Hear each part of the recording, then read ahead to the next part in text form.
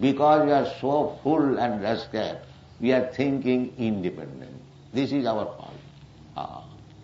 This is our folly. We do not know what is the aim of life, how Prakriti, nature is carrying us, how we can protect ourselves from the problems of life. We are busy in solving the temporary problems of life, just like dependence or independence. These are temporary problems. Actually, we are not independent. We are dependent on the laws of nature. And suppose we become independent, so-called independent, for a few days. That is not independence. Real independence is how to get out of the clutches of these material laws.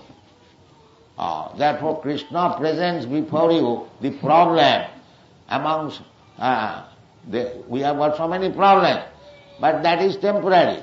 Real problem is, Krishna says, Janma Mrityu Jara Vyadhi Dukkha Doshanu Darsanam.